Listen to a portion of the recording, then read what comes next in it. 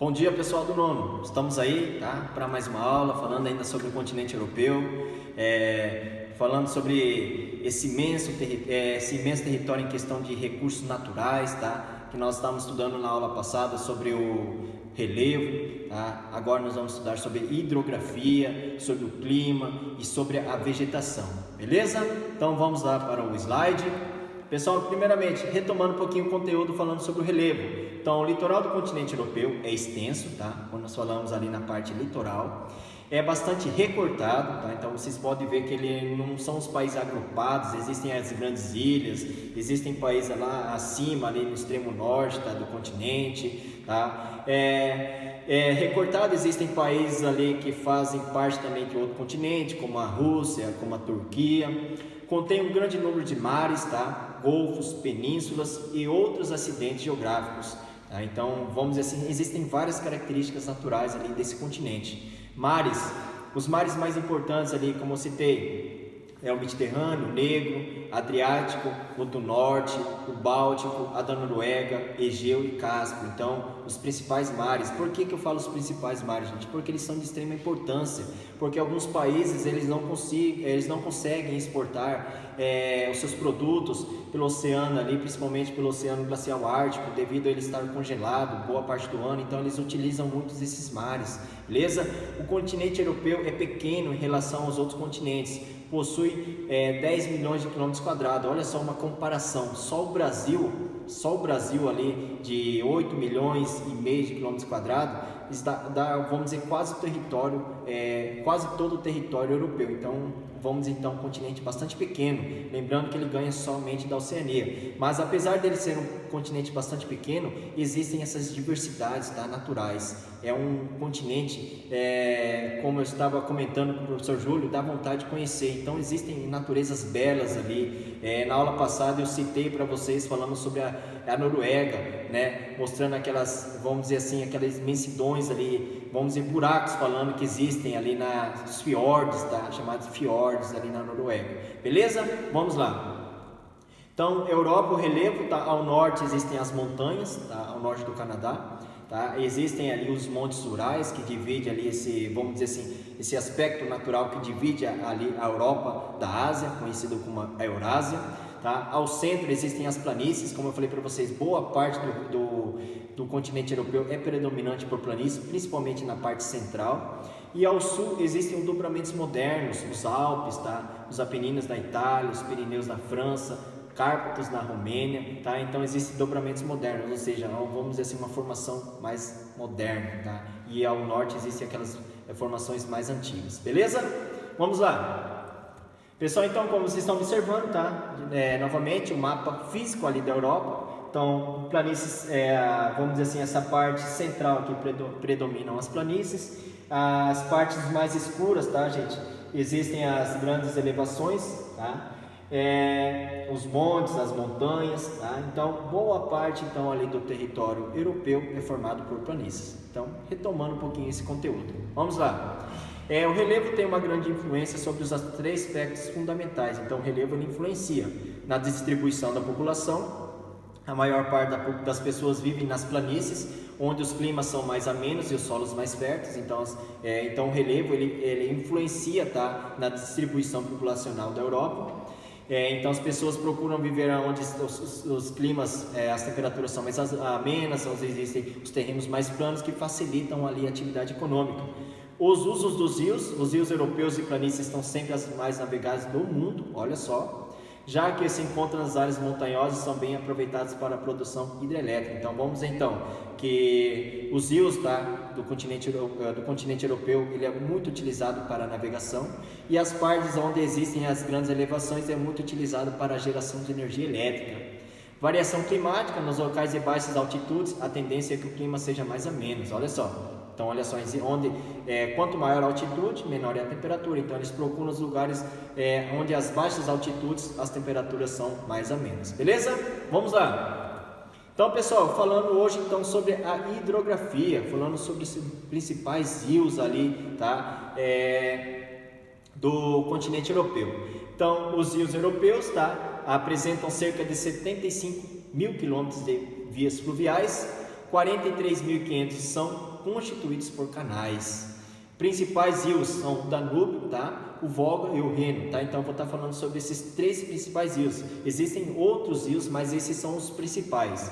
Não se destacam pela grande extensão, mas pelo volume de água e sua importância como via de transporte. Então, vamos dizer que não são rios extensos, tá? Porque devido ao continente ser ser pequeno, tá? Essa extensão territorial, então eles não se destacam pela sua extensão, mas pelo volume da água e vamos dizer também pela exploração, tá? Pelo transporte, beleza?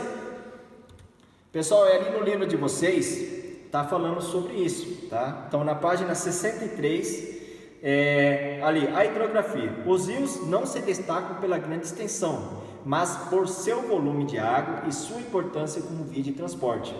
A Europa apresenta cerca de 75 mil quilômetros de vias fluviais, dos quais 43.500 quilômetros são constituídos por canais. Olha só, então grifem ali, pessoal, esse primeiro e segundo parágrafo. Tá falando sobre as principais características ali dos rios da Europa. Os principais rios são o Danúbio, o Volga e o Reno. Então grifem ali também, gente. Então grifem ali os rios, tá? Até o rio Reno. Então, pessoal, primeiramente ali, então, como vocês estão observando no mapa, vamos falar primeiramente sobre o rio Danúbio. Olha só que ele é de extrema importância ali para a Europa, tá? Ele serve também como, ele corta vários países, tá? E vai desaguar ali no Mar Negro. Olha só, vamos lá então, rio Danúbio.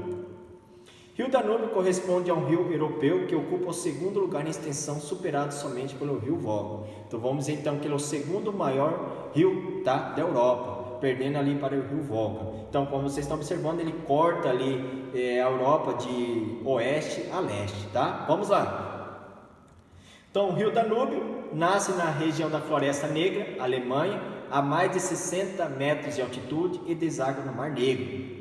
Dos seus 2.858 quilômetros de extensão, 2.450 são navegáveis em qualquer época do ano. Olha só, então esse rio ele é de extrema importância, navegação, os transportes, tá? Para o comércio.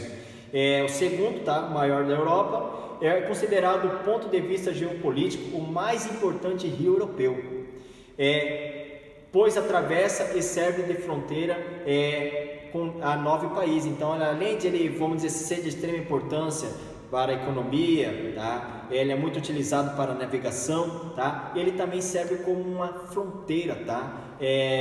Uma fronteira ali entre os países. Ele serve de fronteira a 9 países, tá? O rio Danúbio: Alemanha, Áustria, Eslováquia, Hungria, Croácia, Sérvia, Montenegro, tá? Bulgária, Romênia e Ucrânia. Então ele serve ali como uma fronteira terrestre, o rio Danúbio, tá? Beleza? Vamos lá. Então, pessoal, voltando ali um pouquinho na página 63, ele fala então: o rio Danúbio nasce na região da Floresta Negra, Alemanha, tá? A mais de 60 metros de altitude, deságua no Mar Negro. Ele atravessa, tá, o maior número de países europeus, tá? Então, como vocês podem observar então no mapa ali de novo, retomando um pouquinho, tá? Ele serve, então ele atravessa ali 9 países, tá? Ele corta ali como se estivesse cortando a Europa ali de oeste a leste e desaguando ali no Mar Negro, beleza? Então grifem ali também, pessoal, o segundo parágrafo: o rio Danúbio, tá? Até capitais europeias, pode estar grifando, tá falando ali, reforçando ali sobre o rio Danúbio, beleza? Vamos lá. Agora, pessoal, falando sobre o rio Volga, tá? Ele é o mais extenso da Europa, com 3.701 quilômetros de comprimento, é o mais extenso do continente. Nasce no Planalto de Valdai, tá? Corre pela planície russa e desemboca no Mar Cáspio. Navegável em quase todo o seu curso, suas águas permanecem congeladas durante boa parte do ano. Olha só, então, como ele passa ali por territórios com as temperaturas mais rigorosas, tá? Então as águas elas ficam congeladas em boa parte do ano. É o mais extenso, tá? Do continente europeu.